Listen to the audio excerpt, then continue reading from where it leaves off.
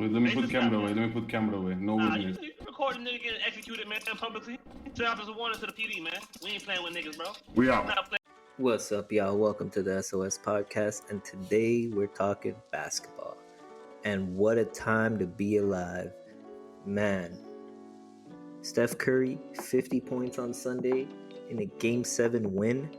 And then Harden, 45 points yesterday without Embiid. My two favorite players just went off back-to-back nights. And today I get to see Lakers versus Warriors. There's just too much to digest. Let's just get into it. So before we talk about tonight, let's just quickly recap the last round. Steph Curry probably had one of his most defining games ever. To come back after such a terrible blowout loss at home and win on the road in a Game 7, especially when your team has such a dog shit record on the road. I think it's like 13 and 30 something. I don't even know. It's really terrible. And to basically just carry your team on your back. And after the reports kind of talked about Steph Curry and how he had a speech, and Andrew Wiggins was like, that speech gave me chills, and it was just crazy to see Curry. Well, not crazy, more so it's much expected, but it's also like a really good feeling to see Curry in that position as a leader and just leading his team to beat the Sacramento Kings. Sacramento definitely had a great season. I definitely wouldn't say it was a loss of the season. First time they made the playoffs in I don't know how long. And on top of that, they took the reigning champions to 7 games. And they could have even won. I think De'Aaron Fox's finger injury actually came to bite them more than some people would think. He just didn't look like himself those last 2 games, especially that last game. I said so before too. I think I had a feeling that finger injury was going to be bothering him more than it looked. He definitely wasn't shooting the ball lights out like he usually does. But man, to see my favorite player, Steph Curry, to just leave it all out there on the court and will his way to victory, hitting tough shot after tough shot.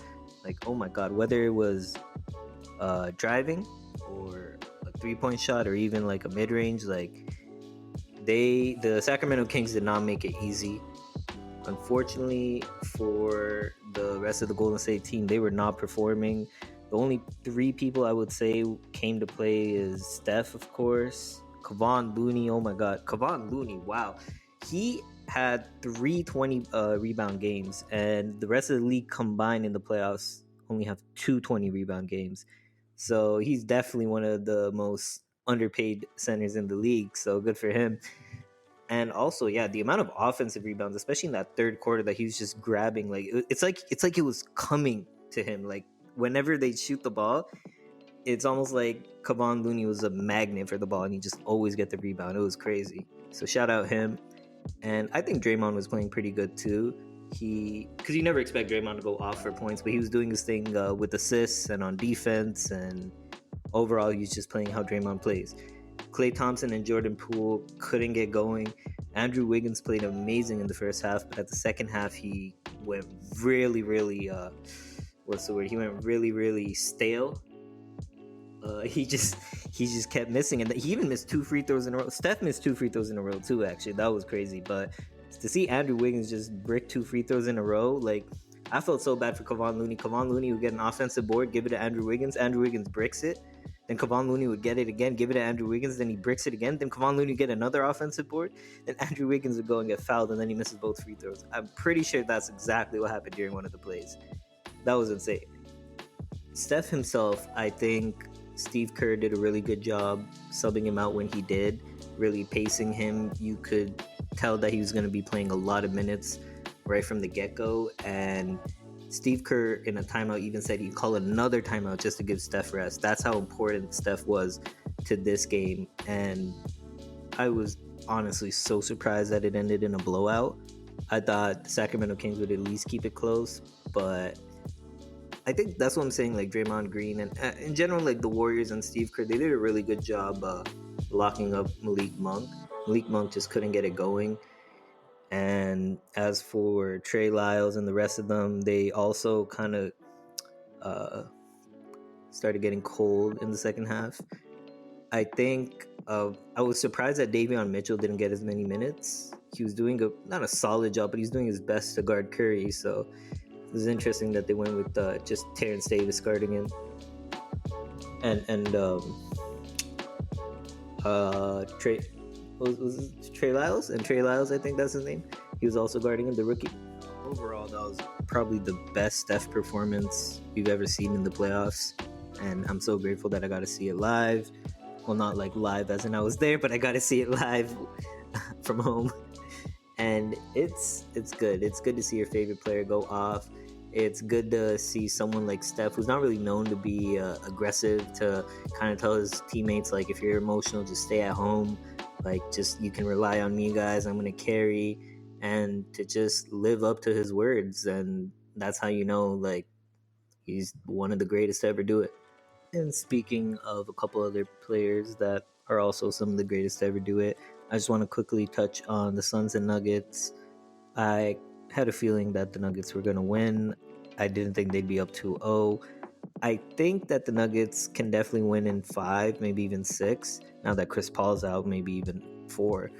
But like I said, the problem with the Suns is that they're just way too shallow of a team. One injury can just send them spiraling. They really traded role players and key pieces. I feel like nowadays people are underrating role players and they think they can just win championships with 2 to 3 star players. That's not how it works. You need a bench. You need to give your star players rest. You need good chemistry, all that stuff. And the Suns are just paying for it, just like the Nets did last year. The Nuggets themselves are a really good team.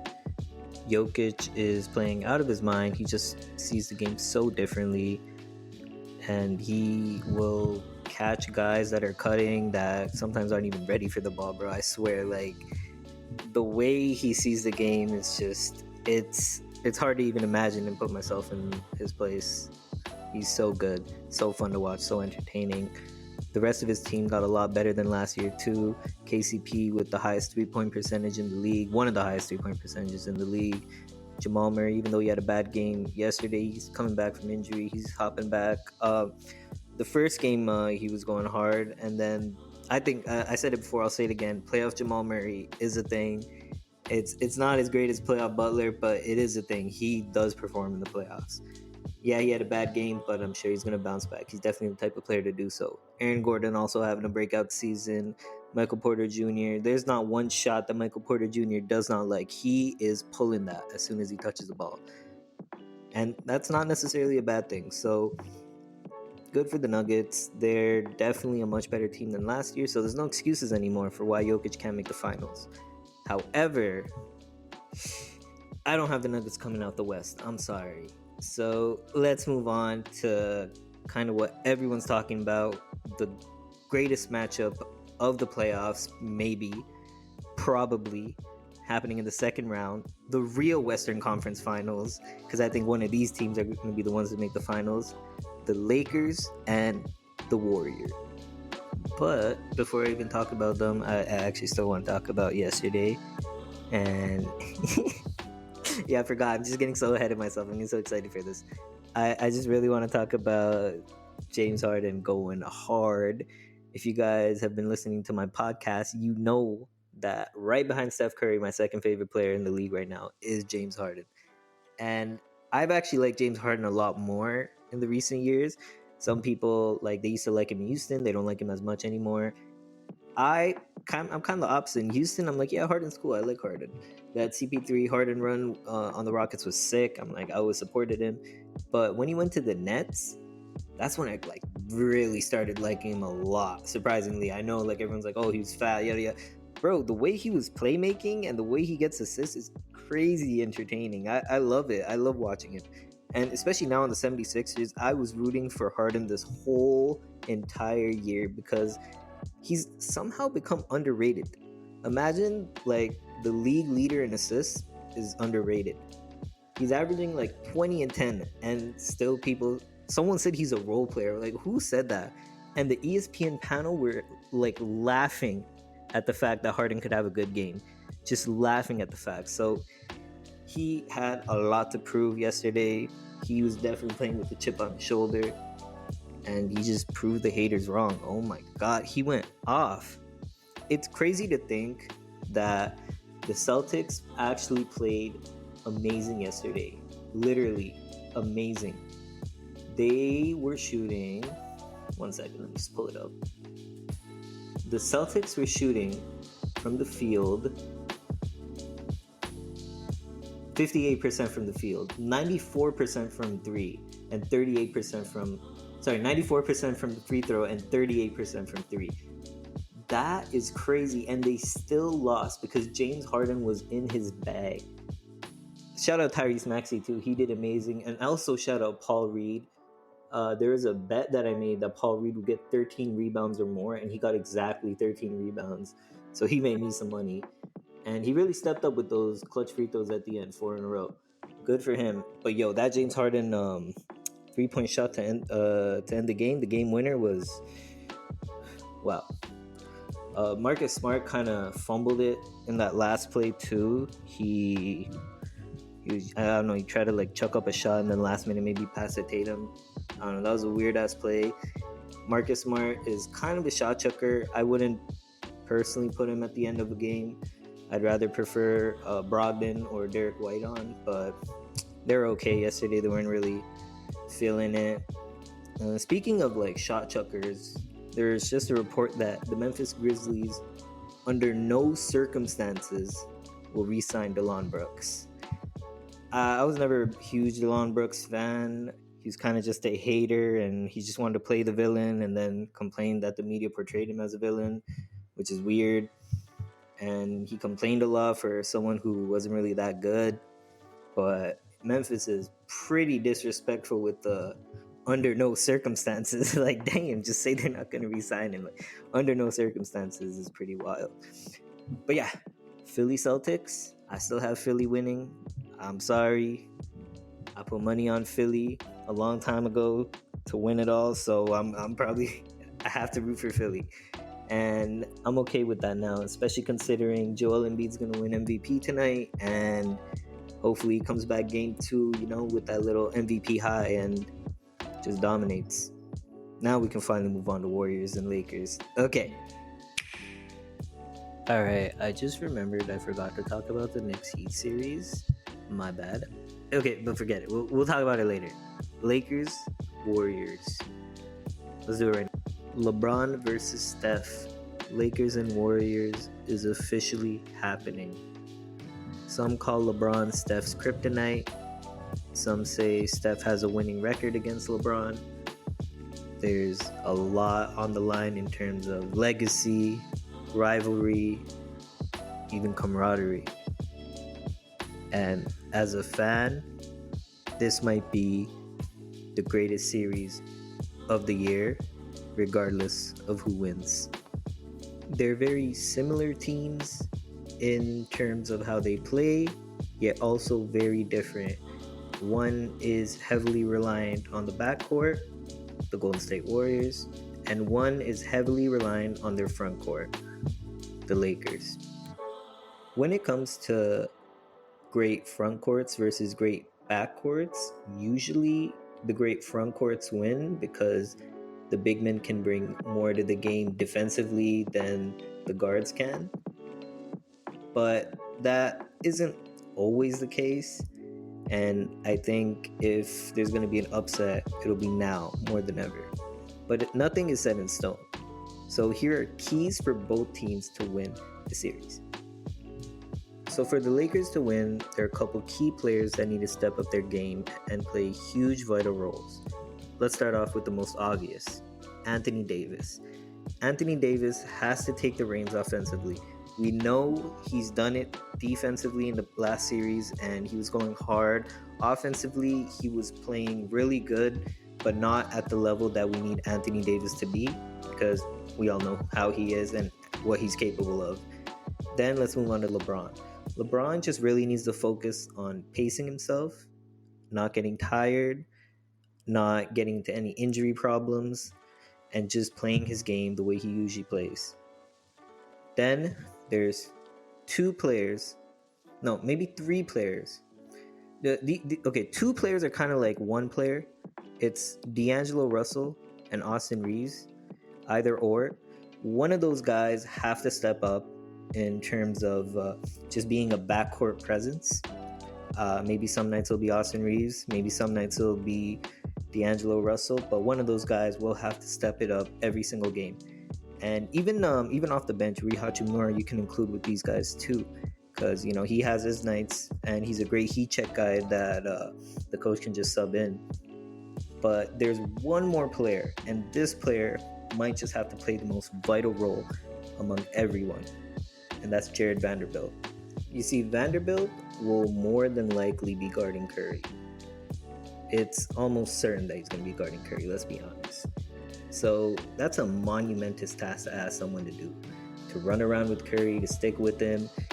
With the Kings, they had Davion Mitchell, Terrence Davis, and Trey Lyles take turns guarding Curry because they just be getting exhausted and they just be getting burned out almost every single play. And I know Jared Vanderbilt was struggling a little with Ja Morant, but hopefully he can really bring his A game on defense to maybe not lock Curry down. No one really expects him to lock Curry down, but just stay with him and make Curry work for every single bucket. Now, on the flip side, the Warriors need Kevon Looney to do kind of what Jared Vanderbilt's doing, but with Anthony Davis. Now, no one expects Kevon Looney to lock up Anthony Davis. Not even Triple J, the Defensive Player of the Year, could lock up Anthony Davis.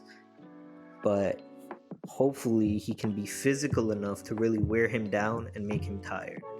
That is a very, very key factor. Kevon Looney, his defense, all he really has to do is just keep playing the way he's playing.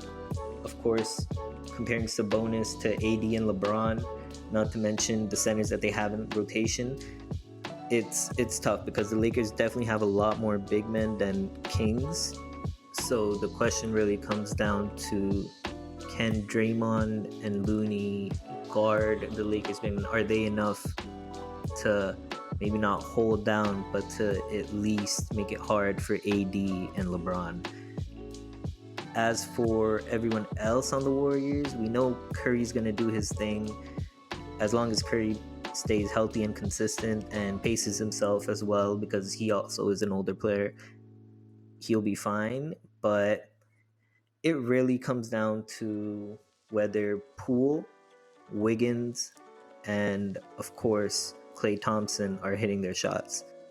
See, with the Kings, the lack of experience, the lack of veterans, and the inconsistencies, Golden State got away with the fact that only Curry was scoring, basically.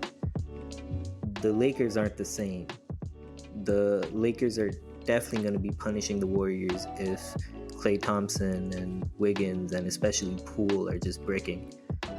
The other guys on the bench, the only other relevant person I can see is Peyton, who hopefully can shut down Austin Reeves and D'Angelo Russell. Like I said, Austin Reeves, D'Angelo Russell need to play huge for the Lakers. And on the flip side, someone like Gary Payne really needs to shut them down before they make those electric, crowd and, those crowd-defining plays that really gets everyone going and gives everyone a burst of energy. That's real. That does happen. Now, overall, I think the Lakers are a better team. I low-key also think LeBron is Curry's kryptonite. Everyone says Curry has a winning record against LeBron, but of course 2 of them were with KD, or was it 3? 2 or 3 of them were with KD, right? And on top of that, no one is even talking about the play-in game from 2 years ago. That was the last time they faced off in well, it wasn't a series, it was a game, but that was the last time they faced off in a very important game, right? And LeBron had the last laugh. So it's definitely going to be interesting. But overall, I think I have Warriors in 7. That's just me, though, Steph's my favorite player. And I could be wrong. Maybe the Lakers would win. I don't know. I'm not, some psychic. But one thing I'm happy about is, as a fan, we get to see some great games these upcoming weeks, man. It's gonna be so exciting to see these two go at it for what might even be the final time, because they're both at stages in their career where they may never be the same. So we should celebrate the fact that we get to see these two go at it with no injuries, no excuses, and yeah, let's be honest, we're all just in for a legendary series. So let's show some appreciation for two of the greatest to ever do it, and let's try to leave the toxicity aside. I mean, I know as NBA fans, they, because of Twitter, because of StatMuse, also it's interesting. I never liked StatMuse because I always thought StatMuse promoted all this Twitter toxicity, and it would always like post these stats that are clearly selling a narrative. And now that they're charging like $20 a month, like people are boycotting it. So shout out everyone for boycotting StatMuse. But yeah, let's try to keep the toxicity at a minimum. You got to remember that this is 20th season LeBron. You know, shout out LeBron for still having expectations of 2014-15 LeBron, even though this is 2023 LeBron. And also, this is Steph kind of extending his prime, not exactly in his prime either. So to see these two go at it, it's just gonna be so toxic on Twitter, man. I just really hope people listen to this and just take my advice and just enjoy. All right, final series, Knicks and Heat.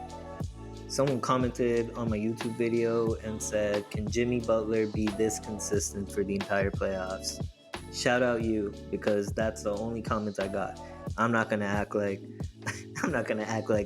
I do more than like 100 views.